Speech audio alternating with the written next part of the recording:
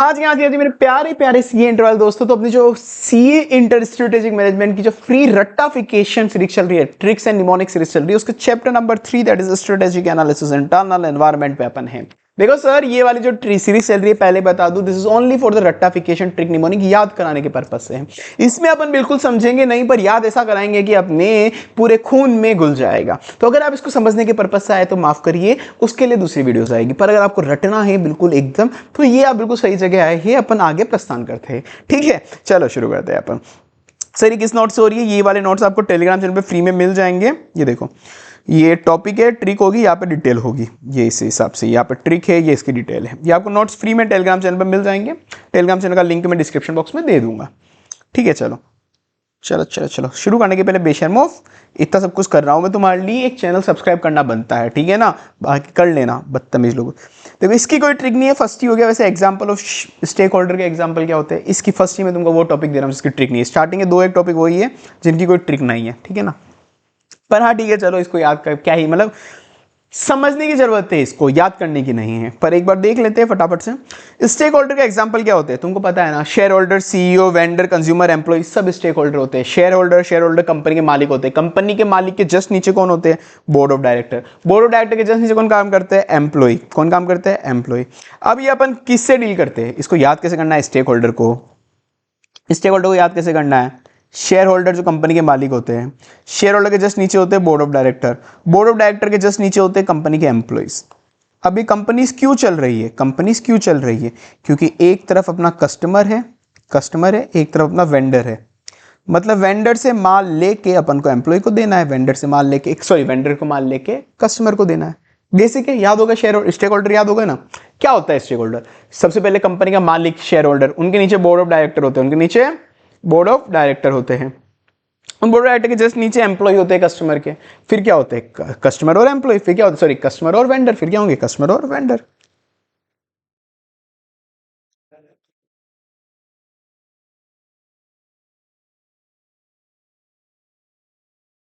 Customer और vendor हो गए।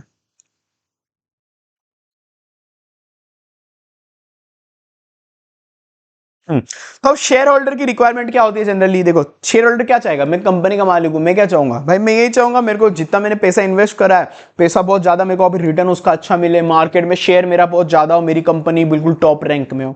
बेसिक है ना, मैं कंपनी का मालिक हूं, यही चाहूंगा कि मेरे को रिटर्न बहुत अच्छा मिले, शेयर होल्डर का रिटर्न मतलब रिटर्न इन्वेस्टमेंट अच्छा मिले, कंपनी का मार्केट शेयर बढ़ जाए, रैंकिंग हमारी बहुत अच्छी हो।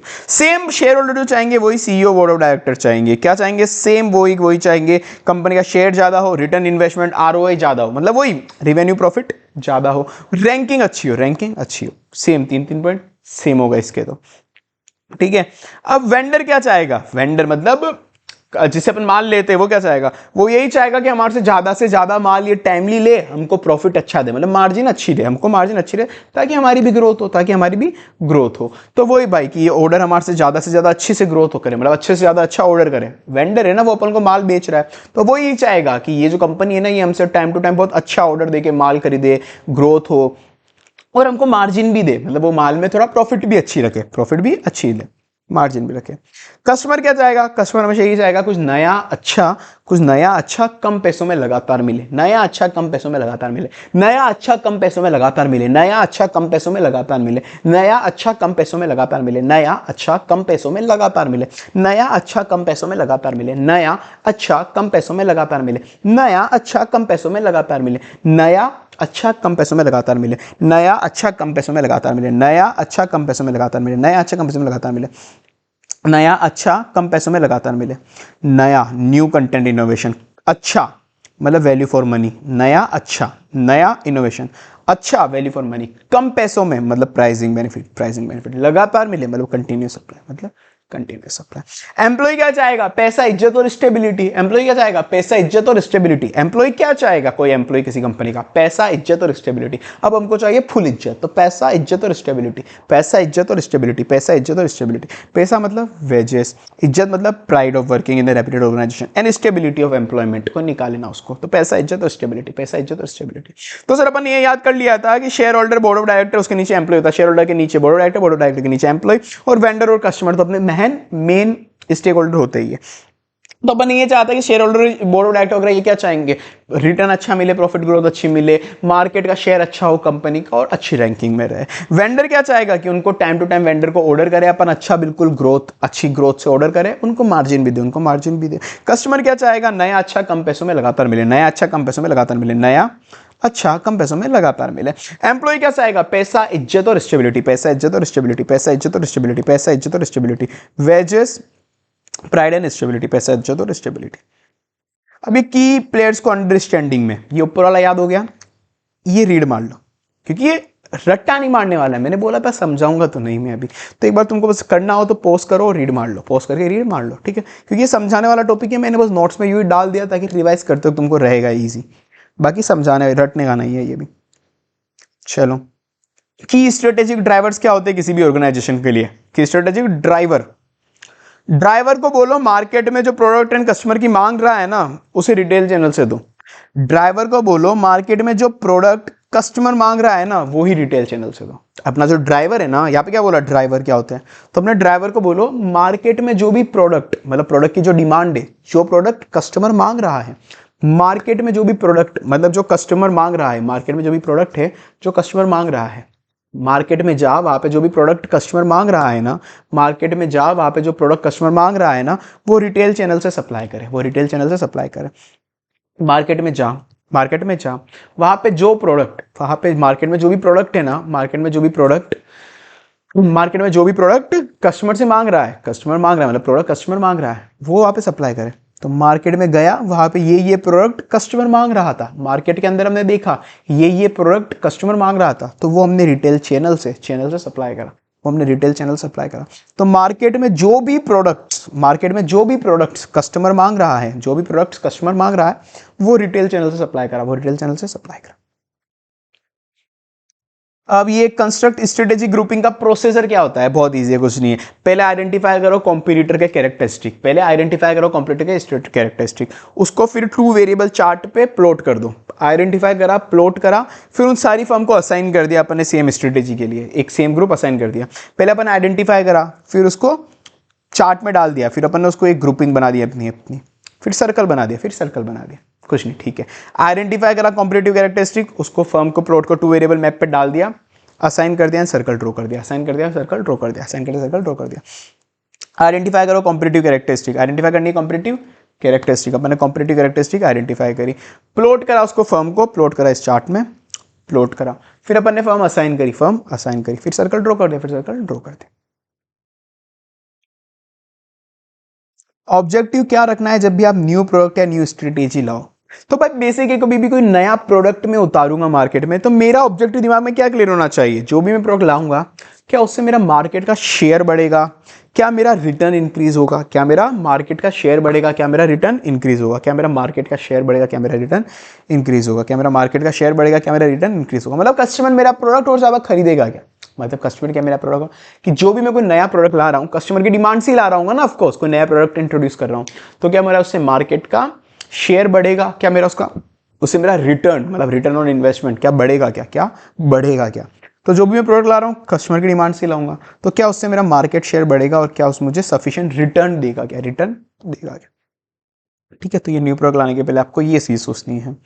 मार्केटिंग और प्रोडक्ट की मार्केटिंग के लिए आपको क्या क्या तरीके होते हैं, मार्केटिंग के टाइप्स, एक तरह से ABCDE OPQRS PDSSD, ABCDE OPQRS, वही alphabet ABCDE OPQRS PDSSD, ABCDE OPQRS PDSSD, ABCDE के लिए मैं OPQRS PDSSD, ये तो होगा अल्फाबेट्स, और ये एक PDSSD, ये क्या होगा PDSSD, ये होगा PDSSD, ABCDE OPQRS PDSSD, ABCDE OPQRS PDSSD, ABCDE OPQRS PDSSD, ABCDE OPQRS PDSSD, ABCDE OPQRS PDSSD, ABCDE OPQRS PDSSD, ABCDE PDSSD, ABCDE OPQRS PDSSD। चलो, अब यहाँ पे बस बी काट लेना और यहाँ पे क्यू काट लेना, बी और क्यू से कुछ भी नहीं है, बी और क्यू से कुछ भी नहीं है, बाकी सब कुछ है अपने पास। ए से ऑगमेंटेड, सी से कंसंट्रेटेड, डी से डायरेक्ट, ई से इनलाइटन, तो क्यू यहाँ पे काटना है ना। तो organisation place relationship social, organisation place relationship social, organisation place relationship social, organisation place relationship social. PDSSD person demarketing, person PD, PD person और demarketing, service synchro differential, service synchro differential, service synchro differential, service synchro and differential, service synchro differential, service synchro और differential, differential. Augmented concentrated direct enlighten, augmented A B C D E, B हटा दो बस एक, बाकी A C D E, A C D E, augmented concentrated, D से directed, D से enlightened, A से augmented, ए से ऑगमेंटेड, बी से है ही नहीं कुछ भी, सी से कंसंट्रेटेड, सी से कंसंट्रेटेड, ए से ऑगमेंटेड, सी से कंसंट्रेटेड, ए से ऑगमेंटेड, सी से concentrated, augmented concentrated, augmented concentrated, augmented concentrated, augmented concentrated, A से ऑगमेंटेड, सी से कंसंट्रेटेड, डी से डायरेक्टेड, ई से इनलाइटेड, डी से डायरेक्ट, ई से इनलाइटेड, डी से डायरेक्ट, ई से इनलाइटेड, डी से डायरेक्ट, ई से इनलाइटेड, डी से डायरेक्ट, ई से इनलाइटेड, डी से डायरेक्ट, ई से इनलाइटेड, डी से डायरेक्ट, ई से इनलाइटेड, डी से डायरेक्ट, डी से इनलाइटेड, ओ ए से ऑगमेंटेड, सी से कंसंट्रेटेड, डी से डायरेक्ट, डी से इनलाइटेड, ए से ऑगमेंटेड, सी से कंसंट्रेटेड, डी से डायरेक्ट, ई से enlightened, augmented concentrated direct enlightened, augmented concentrated direct enlightened, augmented concentrated direct enlightened, augmented concentrated direct enlightened, augmented concentrated direct enlightened, augmented concentrated direct enlightened, OPQRS, OPQRS, organization place relationship social, organization place relationship social, organization place relationship social, organization place relationship social, organization place relationship social, organization place relationship social, organization place relationship social, organization place relationship social, organization place relationship social, PD person demarketing, पर P से person, D से demarketing, P से person, D से demarketing, SSD service synchro differential, service synchro differential, service synchro differential, एक D से डीमार्केटिंग हो गया, एक डी से डिफरेंशियल मार्केटिंग हो गया, और एक बाकी सर्विस सिंक्रो। चैनल्स क्या होते हैं वैसे तुमको ऑलरेडी पता है, sales channel, product channel, service channel, SPS, ठीक है, ये कुछ है नहीं, SPS, sales channel, product channel, service channel, sales channel, product channel, service channel, sales channel, product channel, service channel, sales channel, product channel, service channel, sales channel, product channel और service channel, sales channel, product channel और service channel. Tension ना लो, ये ऊपर से वापस तुमको revise कराते कराते वापस लाऊंगा मैं, पूरा वापस से रिवाइज मारेंगे, टेंशन ना लो। कोर कंपिटेंसी एरियाज क्या होते हैं भाई? वेद व्यास जी का कोर कंपिटेंसी एरिया क्या था? भगवत गीता लिखना। वेद व्यास जी का कोर कंपिटेंसी एरिया क्या था? भगवत गीता लिखना। वेद व्यास जी का कोर कंपिटेंसी एरिया था श्री भगवत गीता लिखना, श्री भगवत गीता लिखना। तो वेद व्यास जी का ये कोर कंपिटेंसी एरिया था। VAD Ved Vyas ji. VAD customer का वैल्यू, ए से application to other market, D से डिफरेंशिएशन, वी से वैल्यू, वी से वैल्यू, वी से वैल्यू, वी से वैल्यू कस्टमर को वैल्यू, वी से वैल्यू कस्टमर को वैल्यू, वी से वैल्यू कस्टमर को वैल्यू, वी से वैल्यू कस्टमर को वैल्यू, ए से application to other market, A से application to other market, A से application to other market, A से application to other market, D से डिफरेंशिएशन, डी से डिफरेंशिएशन कॉम्पिटिटर का डिफरेंशिएशन, डी से डिफरेंशिएशन कॉम्पिटिटर डिफरेंशिएशन, डी से differentiation competitor differentiation. Criteria क्या होगा कोर कंपिटेंसी बिल्ड करने का? क्राइटेरिया क्या होगा कि भाई ये सब काम करना मेरी कोर कंपिटेंसी नहीं है। वो नहीं होता कि ये सब मेरी कंपिटेंसी नहीं है, मैं आउट हो रहा हूँ। शार्क टैंक तो देखा ही होगा ना, इसमें मेरी एक्सपर्टाइज नहीं है, मैं आउट हूँ। ठीक है, समझ गया किसकी बात कर रहा हूँ? तो इसमें मेरी कंपिटेंसी नहीं है, मैं आउट हूँ। तो यही कोर कंपिटेंसी, वही इसमें मेरी कोर कंपिटेंसी नहीं है, मैं आउट हूँ। मैं VRS ले रहा हूँ। VRS क्या होता है? वॉल्यूंटरी रिटायरमेंट स्कीम, कि मैं बाहर जा रहा हूँ, voluntary retirement scheme. I am taking VRS, it's not my core competency. I am taking VRS, it's not my core competency. I am taking VRS, it's not my core competency. I am taking VRS, it's not my core competency. I am taking VRS, it's not my core competency. I am taking VRS, it's not my core competency. I am taking VRS, it's not my core competency. I am taking VRS, it's not my core competency. I am taking VRS, it's not my core competency. I से imitate करना costly होगा, V से valuable, R से rare, S से substitutable, मतलब non substitutable. आई से emitted हो पाएगा क्या? वी से वैल्यूएबल है क्या? रेयर है क्या? सब्स्टिट्यूटेबल है क्या? Non substitutable. Imitated, valuable, rare, substitutable. Imitated, I am taking VRS, I से इमिटेड। VRS, वी से वैल्यूएबल, आर से रेयर, एस से सब्स्टिट्यूटेबल। वी से वैल्यूएबल, आर से रेयर, एस से सब्स्टिट्यूटेबल। वी से वैल्यूएबल, आर से रेयर, एस से सब्स्टिट्यूटेबल। वी से वैल्यूएबल, आर से रेयर, एस से सब्स्टिट्यूटेबल। कॉम्पिटिटिव के एडवांटेज क्या होंगे भाई? अगर तुम डाइट अच्छी रखोगे ना तुम्हारी, तो लॉन्ग टर्म तक तुम्हारे कॉम्पिटिटिव सस्टेनेबल एडवांटेज रहेंगे। अगर तुम्हारी डाइट अच्छी रखोगे, हेल्थ बिल्कुल अच्छी रहेगी, तो तुम्हारी डाइट अगर अच्छी रखोगे, तो यही पूछ रहा है ना कि सस्टेनेबल कॉम्पिटिटिव एडवांटेज, मतलब लॉन्ग टर्म में सस्टेनेबल कॉम्पिटिटिव एडवांटेज क्या रहेंगे? तो अगर तुम्हारी डाइट तुम अच्छी रखोगे, अगर तुम्हारी डाइट अच्छी रखोगे ना, तो लॉन्ग टर्म में हेल्थ अच्छी रहेगी तुम्हारी, लॉन्ग टर्म में हेल्थ अच्छी रहेगी। तो डाइट, यहाँ पे DIAT होगा, इतना ध्यान रखना बस, डाइट अच्छी रखना। Durable, imitable, appropriability and transferability. Durability, DIAT, D से ड्यूरेबिलिटी, डी से ड्यूरेबिलिटी, डी से ड्यूरेबिलिटी, डी से ड्यूरेबिलिटी। आई से इमिटेबिलिटी, इमिटेबिलिटी, इमिटेबिलिटी, इमिटेबिलिटी, इमिटेबिलिटी, इमिटेबिलिटी, इमिटेबिलिटी। ए से अप्रोप्रिएबिलिटी, ए से appropriability, appropriability, appropriability, appropriability, appropriability. T से ट्रांसफरेबिलिटी, टी से ट्रांसफरेबिलिटी, टी से ट्रांसफरेबिलिटी, टी से transferability. Durability, imitability, appropriability, transferability. Durability, imitability, appropriability, transferability. Durability, imitability, appropriability, transferability. Durability, imitability, appropriability, transferability. Michael Porter's की general strategics क्या होती है? Cost differentiation, cost leadership, differentiation, focus, adopting. Cost leader ये ठीक है, ये तो मैंने ये पॉइंट डाल दिया, याद करने लायक नहीं है ऐसा कुछ। कॉस्ट लीडर कैसे आप बनोगे? How to achieve cost leader? पहले फोरकास्ट कर लो मार्केट में कितनी डिमांड है, पहले फोरकास्ट कर लो मार्केट में कितनी डिमांड है। अच्छा 1 लाख यूनिट की डिमांड है, तो मैं अब अच्छे से अच्छी टेक्नोलॉजी लाऊंगा इन्वेस्टमेंट करके, मतलब इन्वेस्टमेंट करके चाइना से अच्छी टेक्नोलॉजी नहीं मंगानी चाहिए, इंडिया में मेड इन इंडिया चल रहा है, तो मतलब यही इन्वेस्टमेंट करके अच्छी से अच्छी टेक्नोलॉजी बनाऊंगा जिससे मैं मास प्रोडक्शन करूंगा। पहले मैंने क्या करा, पहले मैंने फोरकास्ट कर लिया इस प्रोडक्ट की 1 लाख यूनिट की डिमांड है, 1 लाख यूनिट की डिमांड है, तो मैंने एक अच्छी से अच्छी टेक्नोलॉजी में इन्वेस्ट करा, बेस्ट से बेस्ट टेक्नोलॉजी, जिससे मैंने यहाँ पे ही मास प्रोडक्शन करा, बहुत सारा प्रोडक्शन करा, जिससे मेरी इकोनॉमीज ऑफ स्केल अचीव हो जाएगी। जैसे इकोनॉमीज ऑफ स्केल आई तो प्रोडक्ट की प्राइस कम हो जाएगी ना, प्रोडक्ट की प्राइस कम हो जाएगी तो मैं कॉस्ट लीडर बन जाऊंगा। तो मैंने क्या करा, पहले फोरकास्ट करा, पहले मैंने फोरकास्ट करा, फिर अच्छी से अच्छी टेक्नोलॉजी में इन्वेस्ट करा अच्छी से टेक्नोलॉजी में, फिर बाद में ये करने के बाद मैंने एक मास प्रोडक्शन करा, फिर मैंने क्या करा, मास प्रोडक्शन करा, मैंने मास प्रोडक्शन करा, उसकी मेरे को इकोनॉमिक्स ऑफ स्केल अचीव हो गई, इकोनॉमिक्स ऑफ स्केल अचीव हो गई, तो मैंने ऐसे कॉस्ट लीडरशिप लगी। फोरकास्ट करा मैंने, पहले क्या करा, फोरकास्ट करा कि इतनी डिमांड है, फिर उसके बाद टेक्नोलॉजी में इन्वेस्ट करा, उसमें मैंने टेक्नोलॉजी में इन्वेस्ट करा, उस टेक्नोलॉजी में इन्वेस्ट करने के बाद मैंने मास प्रोडक्शन करा, इससे मेरी इकोनॉमिक्स ऑफ स्केल अचीव हो जाए। कॉस्ट लीडर के एडवांटेज क्या होते हैं? वो माइकल पोर्टर नहीं पढ़ा था अपन ने, पोर्टर बाबा की रेस, सेम पोर्टर बाबा की रेस, वो क्या वही है, ठीक है ना, पोर्टर बाबा की रेस, उससे तुम बना लेना इसको। एक और भी है डिफरेंशिएशन के एडवांटेज क्या होते हैं, पोर्टर बाबा की रेस, वो इसी से बनेंगे, मतलब सारे पॉइंट इसी से बनेंगे। चलो अब ये तो था कॉस्ट का एडवांटेज, कॉस्ट लीडर के डिसएडवांटेज क्या होते हैं? आप कितना भी सस्ता बेच लो, आप कितना भी सस्ता बेच लो, कोई तीसरी कंपनी आके आपसे भी सस्ता बेच ही देगी, कोई तीसरी कंपनी आके उस आपसे भी सस्ता बेच ही देगी, कोई तीसरी कंपनी आके आपसे भी सस्ता बेच देगी, कोई तीसरी कंपनी आके आपसे सस्ता बेच ही देगी। TISR, बस आई नहीं है यहाँ पे आई को काट देना बस एक, बाकी कोई आप कितना भी सस्ता बेच लो, कोई तीसरी कंपनी आके आपसे भी सस्ता बेच देगी, कोई तीसरी कंपनी आके आपसे भी सस्ता बेच देगी। Technology advancement are threat, immediate cost reduction कोई भी इमीडिएट कर सकता है, हाई सेल्स होगी तभी आपको वो कॉस्ट बेनिफिट मिलेगा, एंड R&D आपको कम करना पड़ेगा, मतलब एडवर्टाइजमेंट का R&D कम करना पड़ेगा।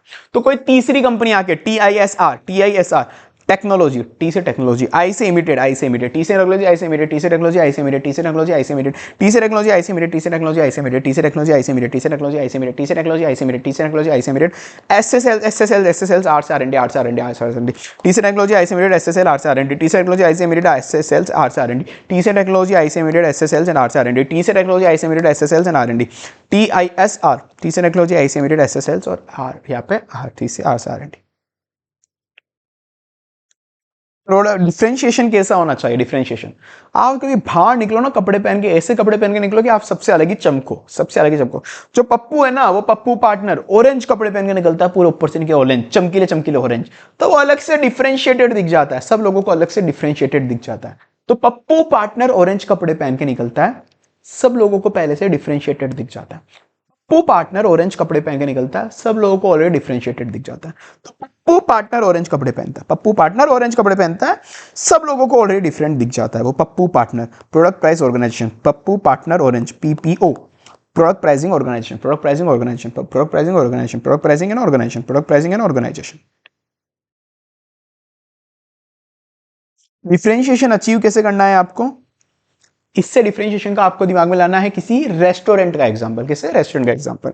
तो भाई रेस्टोरेंट का टेस्ट थोड़ा अच्छा रखो, मतलब कुछ यार फालतू घिसी पिटी डिशेस मत रखो, कुछ इनोवेटिव और यूनिक लाओ ना। सोचो कुछ रेस्टोरेंट में थोड़ी क्वालिटी टेस्ट वगैरह अच्छा रखो, टेस्ट अच्छा रखो, क्वालिटी अच्छी रखो, टेस्ट अच्छे रखो, क्वालिटी अच्छी रखो, टेस्ट अच्छा रखो, कुछ यूनिक लाओ, कुछ डिफरेंट, कुछ यूनिक लाओ, कुछ इनोवेटिव लाओ, कुछ इनोवेटिव और यूनिक लाओ, कुछ इनोवेटिव और यूनिक लाओ। टेस्ट अच्छा रखो, इंप्रूव रखो, क्वालिटी अच्छी रखो, टेस्ट अच्छा रखो, क्वालिटी अच्छी रखो, इंप्रूव करो, कुछ यूनिक और इनोवेटिव लाओ, कुछ यूनिक और इनोवेटिव लाओ। अगर ये सब नहीं करा तो इमेज खराब हो जाएगी, ये सब नहीं करा तो इमेज खराब हो जाएगी, ये सब नहीं करा तो इमेज खराब हो जाएगी। तो टेस्ट थोड़ा इंप्रूव करो, कुछ यूनिक और कुछ इनोवेटिव चीजें लाओ। आप कभी भी जाओ ना रेस्टोरेंट खोलो या ऐसा कुछ भी, तो भाई हमेशा ये बोलना रेस्टोरेंट वाले को, भाई रेस्टोरेंट वाले को, या तुम भी धंधा खोलो रेस्टोरेंट का, कुछ बेसिक है, तुमको डिफरेंशिएशन लेना है तो क्या करोगे, इतने रेस्टोरेंट हो गए, तुम कैसे करोगे? सीधी बात है, एक तो टेस्ट इंप्रूव करना पड़ेगा, टेस्ट इंप्रूव करना पड़ेगा, टेस्ट इंप्रूव करना पड़ेगा, साथ मेहनत, कुछ यूनिक और इनोवेटिव चीजें लानी पड़ेगी, कुछ यूनिक और इनोवेटिव चीजें लानी पड़ेगी, कुछ यूनिक और इनोवेटिव चीजें लानी पड़ेगी, कुछ यूनिक और इनोवेटिव चीजें लानी पड़ेगी। जैसे ही आपने क्वालिटी बिगाड़ी ना, इमेज खत्म। जैसे ही आपने क्वालिटी बिगाड़ी, रेस्टोरेंट की इमेज खत्म। ठीक है, तो टेस्ट इंप्रूव करो, कुछ इनोवेटिव और यूनिक चीजें लाओ, कुछ टेस्ट इंप्रूव करो, कुछ इनोवेटिव और यूनिक चीजें लाओ। जैसे ही आपने क्वालिटी बिगाड़ी, आपकी इमेज खत्म। ये हो गया पोर्टर बाबा की रेस। ठीक है, डिफरेंशिएशन के डिसएडवांटेज क्या होते हैं? ज्यादा टाइम तक यूनिक नहीं रख पाओगे। आप कितना भी कुछ यूनिक बना लो, कोई ना कोई कॉपी कर ही लेना है। ज्यादा टाइम तक यूनिक नहीं रख पाओगे। कोई आपसे भी कम वैल्यू में किसी कस्टमर को देने आ ही जाएगा कुछ टाइम बाद। आपसे भी कम वैल्यू में कोई आपको देने आ ही जाएगा, और फिर क्या, वो आपके रेस्टोरेंट से किसी और में स्विच हो जाएगा। आपके रेस्टोरेंट से किसी और में स्विच हो जाएगा। उसको क्या फर्क पड़ रहा है, आज यहाँ नहीं तो क्या खाएगा, उसको क्या फर्क पड़ रहा है। तो कितना भी आप यूनिक रख लो, कितना भी यूनिक रख लो, कोई आपसे भी कम वैल्यू में, कोई आपसे भी कम वैल्यू में कस्टमर को दे देगा, तो कस्टमर उधर स्विच हो जाएगा। तो कितना भी यूनिक कर लो आप, वो आप कोई आप किसी ने आपसे भी कम वैल्यू में दे दिया ना, तो वो उधर स्विच हो जाएगा, वो उधर स्विच हो जाएगा।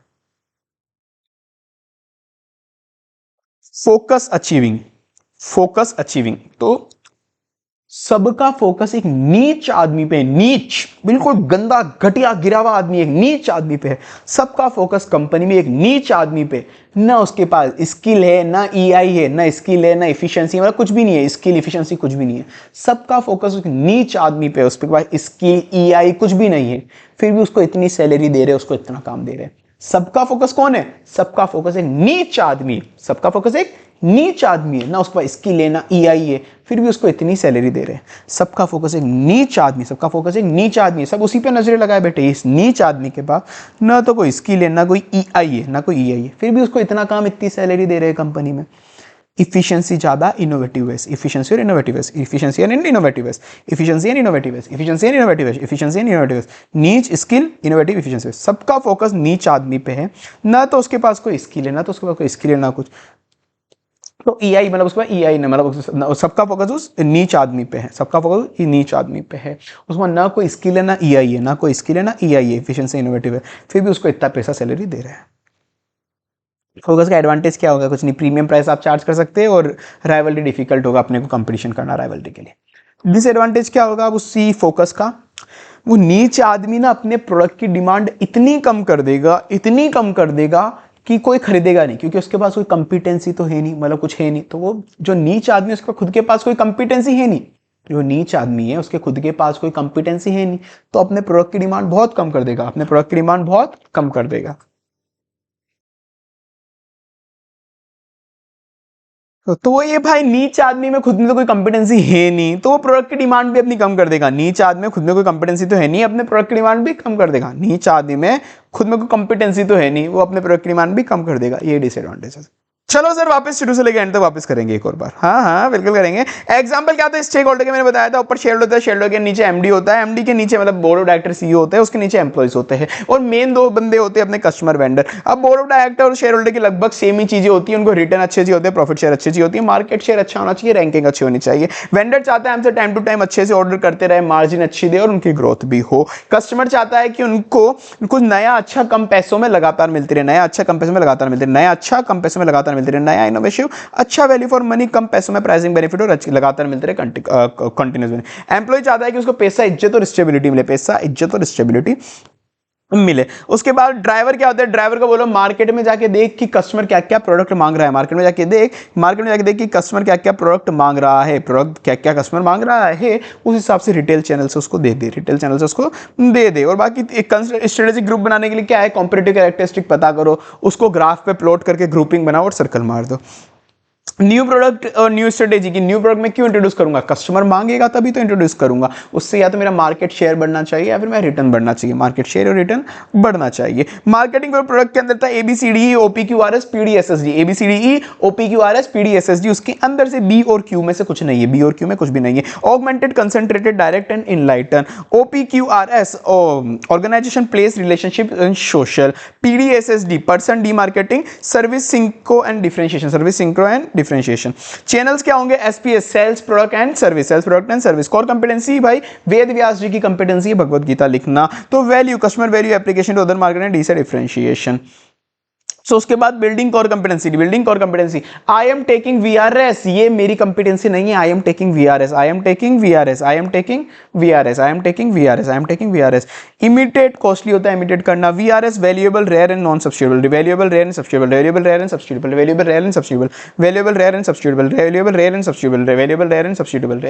सब्स्टिट्यूएबल, ठीक है। कॉम्पिटिटिव एडवांटेज लॉन्ग टर्म में अगर आपको अच्छे से कॉम्पिटिटिव एडवांटेज रखनी है तो आपको अपनी डाइट अच्छी रखनी है, आपको अपनी डाइट अच्छी रखनी होगी। DIAT durability, imitability, appropriability, transferability, durability, imitability, appropriability, transferability, durability, imitability, appropriability, transferability, durability, imitability, appropriability, transferability. Michael Porter की स्ट्रेटजीज क्या होती है? Cost leader, differentiation and focus. Cost leadership कैसे अचीव करते हैं? आपको कॉस्ट लीडर कैसे बनना है? फोरकास्ट करो कि प्रोडक्ट की कितनी डिमांड होने वाली है, फिर इन्वेस्ट करो टेक्नोलॉजीज के अंदर, फिर उस हिसाब से इकोनॉमिक्स ऑफ स्केल अचीव करो, मास प्रोडक्शन करके इकोनॉमिक्स ऑफ स्केल अचीव कर लो। कॉस्ट रेस भी हो गया। लीडरशिप के डिसएडवांटेज क्या होता है? कोई तीसरी कंपनी आके ठोकी देगी, आप कितना ही सस्ता दे दो। टेक्नोलॉजी, टी से आई से इंटीमेट, कॉस्ट और TIS SSLs और R से R&D। डिफरेंशिएशन के अंदर पप्पू पार्टनर ऑरेंज कपड़े पहन के निकलता है, people price organisation. Differentiation achieve करने के लिए रेस्टोरेंट का टेस्ट इंप्रूव करना पड़ेगा, मतलब आपको कुछ यूनिक और इनोवेशन चीजें देनी पड़ेगी, अदरवाइज आपने अगर क्वालिटी बिगाड़ी तो इमेज खत्म हो जाएगी आपकी। डिफरेंशिएशन के एडवांटेज, रेस भी वापस से आ गया, पोर्टर बाबा की रेस। डिफरेंशिएशन के डिसएडवांटेज क्या होते हैं भाई? कितनी भी यूनिक चीज दे दो, कोई दूसरा आके कम वैल्यू में कस्टमर को ऑफर दे देगा तो उधर स्विच हो जाएंगे। फोकस अचीव भाई, सबका फोकस उस नीच आदमी पे, उसके पास ना कोई स्किल है ना कोई EI है, इफिशिएंसी एंड इनोवेटिव टेक्नोलॉजी, फिर भी उसको सैलरी ज्यादा मिल रही है। डिसएडवांटेज क्या होती है? क्योंकि नीच आदमी है, उसके पास कोई भी कंपिटेंसी नहीं है, फिर भी तो वो अपनी प्रोडक्ट की डिमांड गिरा देगा, क्योंकि नीच आदमी है, उसके पास कोई भी कंपिटेंसी नहीं है, तो अपने प्रोडक्ट की डिमांड गिरा देगा। डन सर, अपना थर्ड चैप्टर भी हो गया, लास्ट 2 चैप्टर बाकी है। मोस्टली आप जब वीडियो देख रहे होंगे सारे अपलोड हो चुके होंगे ये चैप्टर्स। बाकी तो बेशर्म इतनी मेहनत कर रहा हूं, चैनल याद रखे सब्सक्राइब करना। ऑडिट का free fast track batch available है, उसमें अपन ने समझाया भी है, रटवाया भी है, क्वेश्चन भी कवर है, कॉन्सेप्ट भी कवर है, सब कुछ कवर है। ओनली 48 आवर्स के अंदर लगभग आपकी ऑडिट कंप्लीट कर सकते हो आप, वो आप देख लेना। और ये वाली PDF मैं आपको टेलीग्राम चैनल पे फ्री में दे दूंगा, टेलीग्राम चैनल का लिंक मैं नीचे डिस्क्रिप्शन बॉक्स में दे दूंगा, आप वहां से PDF भी उठा सकते हो। बाकी तो क्या ही बोले, चलो बाकी tata bye bye, see you, best of luck, मिलते हैं अपन नेक्स्ट वाले के अंदर।